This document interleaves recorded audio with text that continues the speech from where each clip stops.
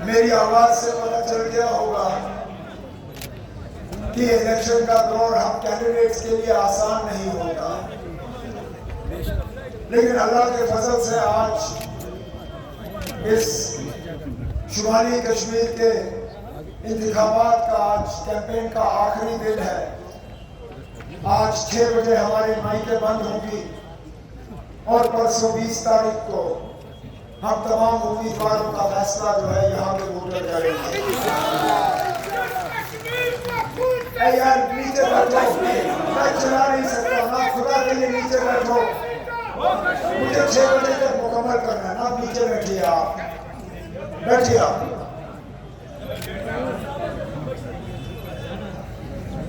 एक बार फिर मैं मौलाम की सरजमीन पे बीरवा के इस असेंबली हल्के में आया हूं आप साथियों से वोट की गुजारिश करने के लिए। इससे पहले 10 साल बिल्कुल इसी तरह असेंबली के इंतखाबात थे। मुझे तंजीम ने बीरवा से मैंडेट दिया और एक मुश्किल इलेक्शन के बाद आप लोगों ने मेरी इज्जत रखी और मुझे असेंबली में आपने मौका दिया आपकी खिदमत और आपकी नुमाइंदगी करने का। मुझसे जितना हो सका मैंने किया, लेकिन हकीकत यह है कि 10 साल पहले जब मैं आपसे वोट मांग रहा था, मैंने ख्वाब में भी नहीं सोचा था कि जब अगली बार आपके सामने खड़ा होगा इलेक्शन के दौरान तो हमारे हालात इस हद तक बदल गए होंगे कि हमें अपना जम्मू कश्मीर जो है पहचानना मुश्किल होगा। 5 अगस्त 2019 को जो हुआ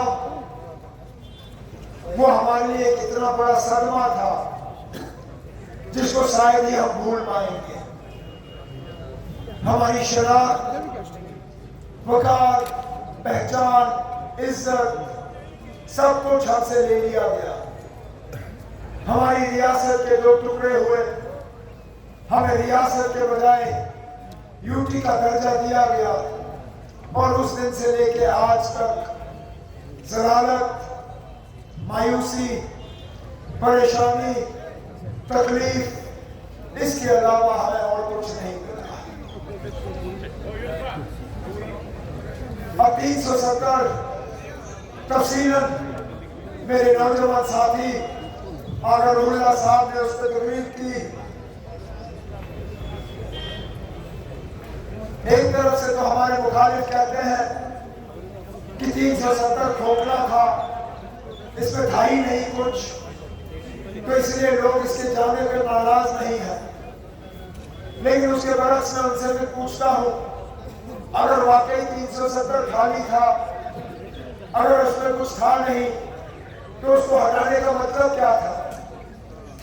सच्चाई ये है कि जम्मू कश्मीर के लोगों को जो भी मिला वो 370 की बदौलत।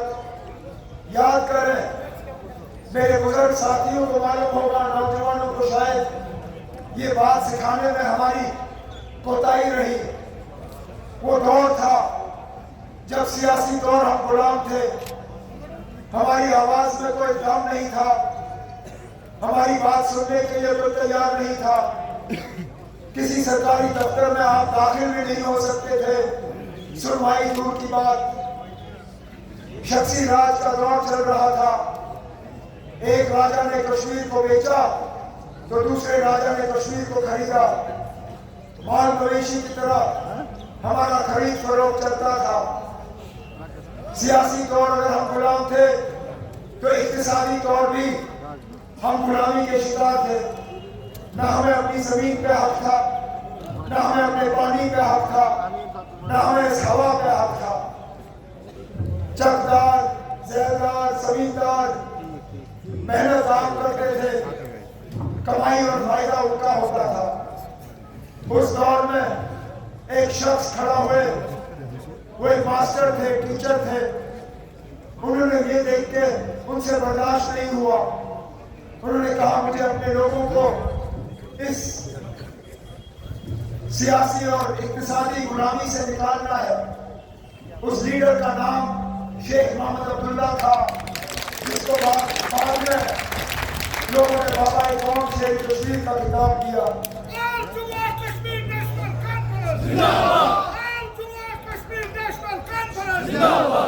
शेर कश्मीर ने पहले हमें सियासी गुलामी से निकाला। जब हमें वोट का हक मिला, हमें हक मिला कि हम अपने लीडरों का खुद फैसला करें, हम अपने हुक्मरान का खुद फैसला करें। हमारी दफ्तरों में सुनवाई होती थी, हमारे मुताबिक फैसले होते थे, लेकिन शेर कश्मीर को लगा कि इतना काफी नहीं है। उन्होंने फिर हमें इक्तिसादी गुलामी से आजादी दिलवाई। और यही मेरा उन साथियों को जवाब रहता है जो बार बार मुझसे पूछते हैं कि जम्मू कश्मीर को 370 ने क्या किया। ठीक है, मैं मानता हूँ बाकी मुल्क में भी अस्पताल है, यहाँ पे भी है, बाकी मुल्क में स्कूल है, यहाँ पे भी है, बाकी मुल्क में कॉलेज है, यहाँ पे भी है, बाकी मुल्क में यूनिवर्सिटियाँ हैं, यहाँ पे भी है, बाकी मुल्क में सड़कें बनती है, यहाँ पे भी बनती है, बाकी मुल्क में टूरिज्म आता है, यहाँ पे भी आता है। लेकिन एक बहुत बड़ा फर्क है बाकी मुल्क में और यहाँ पे। यहाँ पे बाबा कौम ने अपने कलम के एक दस्तखत से बिना एक डबल पैसा मुआवजा लिए हुए यहाँ के लोगों को जमीन का मालिकाना हक दिया। और इस तरह की मिसाल जो है वो इस मुल्क में आपको और कहीं नहीं मिलेगा। आज हमारे पास जो भी है, चाहे हम अपनी जमीन पे चावल उगाएं, चाहे हम अपनी जमीन पे मक्की उगाएं, चाहे वहां पे जाफरान हो, चाहे वहां पे अखरोट के दरख्त हो, बादाम या सेब के दरख्त हो, हमें इस बात का एहसास है कि ये जमीन हमारी है। एक बाप को इस बात का एहसास है कि मरने के वक्त जो है वो अपने बेटे को और अपनी बेटी को और कुछ नहीं तो जमीन का एक टुकड़ा दे सकेगा, ताकि अपना उसका बेटा जो बेटी जो है वो आगे अपना गुजारा कर पाएंगे। आज हमारे इसी जमीन को खतरा है। ये लोग जिनको हमारा 370 बर्दाश्त नहीं हुआ, उन्होंने पहले तो 370 हमारा उड़ा दिया। अब इनकी कोशिश है कि जिस तंजीम ने यहाँ 370 ला के उसकी रखवाली की, जिस तंजीम ने कम से कम उनके दौरे हुकूमत में यहाँ 370 पे उंगली उठने नहीं दी, जिस तंजीम ने अपने मुखालिफों के साथ हाथ मिलाने का एक रास्ता दिया था 370 और जम्मू कश्मीर को बचाने के लिए, आज मुख्तलिफ तंजीमें एक साथ आई हैं उस 370 को बचाने वाली तंजीम को यहाँ से मिटाने के लिए। और उस जिस तंजीम को ये मिटाने की कोशिश कर रहे हैं, उस तंजीम का निशान ये हल है, उस तंजीम का निशान जो है ये झंडा है। उस तंजीम के सिपाही और सतून आप हो और जो स्टेज पे बैठे हैं। आज मुख्तलिफ साजिशों के तहत इस नेशनल कॉन्फ्रेंस को यहाँ से मिटाने की कोशिश की जा रही है। नहीं तो समझाएं मुझे, पिछले दिनों परसों मुल्क के होम मिनिस्टर साहब यहाँ आए, बीजेपी का इस मैदान में अपना कोई उम्मीदवार है नहीं, इस मशीन पे कमल का फूल है नहीं, बाकी मुल्क में इलेक्शन अभी मुकम्मल हुआ नहीं। खुदा मुझे बताएं, अगर नेशनल कॉन्फ्रेंस को हराने का उनका मिशन नहीं था, यहाँ आने का मकसद क्या? बीच रात को जो हमारी मुखालिफ तंजीमें हैं उनके साथ श्रीनगर के 5 स्टार होटल में मुलाकात करने का मकसद क्या था? वहाँ से जो बयान आए, वहाँ जो हिदायत दी गई, वहाँ जो इंतजामिया को जो है वाज़ेह हिदायत दी गई कि और कुछ हो ना हो, नेशनल कॉन्फ्रेंस के उम्मीदवारों को जो है इस इलेक्शन में इन लोगों ने हराना है। अल्लाह के फजल से आगा रूहुल्लाह साहब को ये हरा नहीं सके, इंशाअल्लाह तीसरे पार्लियामेंट और अगर आप लोगों ने थोड़ी हिम्मत दी, थोड़ी मेहनत की, थोड़ा सा जज्बा दिखाया और 20 तारीख को अपने तो इंशाअल्लाह फिर अगर रूहुल्लाह साहब अकेले पार्लियामेंट नहीं जाएंगे, मैं भी इनके साथ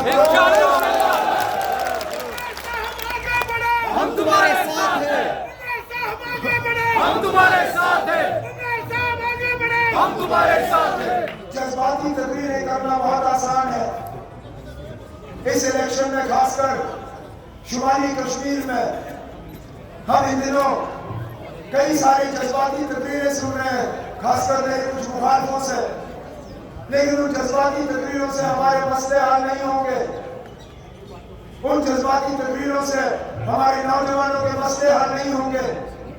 जिन नौजवानों को आज CID वेरिफिकेशन की वजह से पासपोर्ट नहीं दी जाती, जिनको सरकारी नौकरी नहीं मिलती, जिनको बैंक का लोन नहीं मिलता, जज्बाती तकरीरें करके हमारे जो हजारों की तादाद में कैदी या तो जम्मू कश्मीर की जेलों में या उससे ज्यादा मुल्क के बाकी जेलों में जो हमारे नौजवान बंद हैं, जज्बाती तकरीरों से वो वापस नहीं आएंगे। जज्बाती तकरीरों से हमारे 370 हमारी इज्जत, शनाख्त, पहचान, वकार ये वापस नहीं आएगा। वापस तब आएगा जब आप लोग नुमाइंदा वोट चुने जो पार्लियामेंट के अंदर जाके आपके लिए बात कर सके। बाहर तो कोई भी कर सकता है, बाहर करना मुश्किल नहीं है। बाहर आप भी कर रहे हो, मैं भी कर रहा हूं, मेरे साथी भी कर रहे हैं। लेकिन पार्लियामेंट के अंदर जाके हिंदुस्तान की हुकूमत को हिलाना, वो मैं जानता हूं जिस तरह 2008 में मैंने किया। और इंशाअल्लाह 2024 में आपके वोटों को लेकर जब मैं अंदर जाऊंगा तो बिल्कुल 2008 की तरह मैं वहां करूंगा। हम वहां एक कैदी की बात नहीं करेंगे, हम हजारों की बात करेंगे। हम एक नौजवान की बात नहीं करेंगे, हम लाखों की करेंगे। क्योंकि ये वोट जो है ये मेरे लिए नहीं है। ये वोट यहाँ पे स्टेज पे बैठे किसी एक लीडर के लिए नहीं है। ये वोट मादाम के लोगों के लिए नहीं है। ये वोट बारामूला पार्लियामानी हल्के के लिए नहीं है। ये वोट इस पूरे कौम के लिए है जिस कौम को हम है। इसलिए आज मैं अपने लिए वोट नहीं मांग रहा हूं, सिर्फ मैं इस पूरी कौम के लिए वोट मांग रहा हूं जिसके लिए हमने हासिल करके यहाँ इस मुसीबत से निकालना है।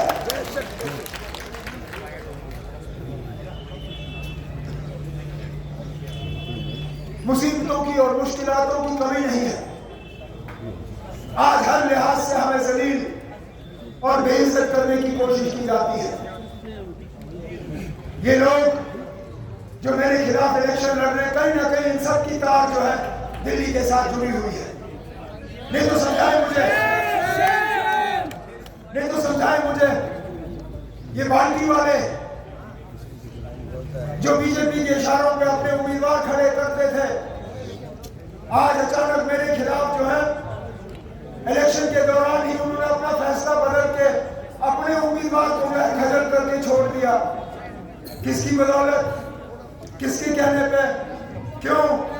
इस चीज का जवाब तो सिर्फ वही दे सकते हैं।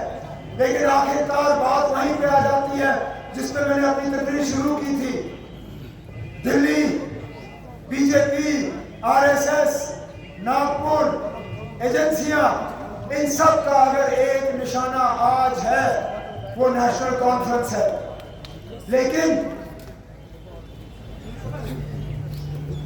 इरादे जिनके पुख्ता हो, नजर जिनकी खुदा पे हो, तलखम खैज मौजू से वो घबराया नहीं करते। हमारे इरादे पुख्ता है, हमारी नजर पहले अल्लाह ताला पे है, फिर आप पे है। और इंशाअल्लाह हम जम्मू कश्मीर को इस दलदल से निकाल के ही रहेंगे,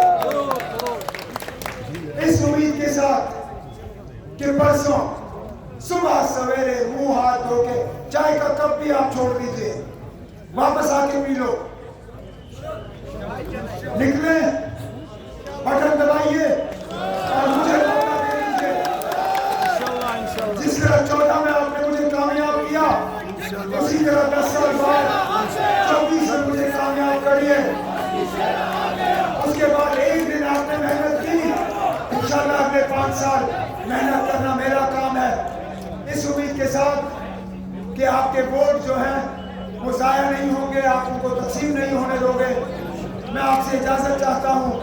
और एक बात मैं कहना भूल गया था, और ये मेरे तमाम वर्करों के लिए है जो इलेक्शन में इस बार तंजीम की मदद कर रहे हैं। और ये पैगाम मेहरबानी करके आप बाकी असेंबली हल्कों में पहुंचाइए।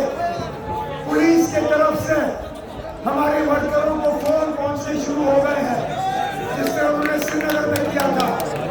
आपसे गुजारिश करता हूं, अपने फोन बंद रखिए, सिर्फ वही नंबर उठाएं जिन नंबरों को आप पहचानते हो, क्योंकि ये लोग आपको फोन करके आपको थाने में बुला के आपको उठाएंगे। सिर्फ अपने दोस्तों और रिश्तेदारों का फोन उठाना, इनके फोन मत उठाओ। अगर ये आपसे बात नहीं कर पाएंगे, ये आपको बुला नहीं पाएंगे। जाइए पोलिंग बूथ में और वहां इनकी चोरी रोकिए, यही करना है आपको। घरों को आबाद रखें। शुक्रिया।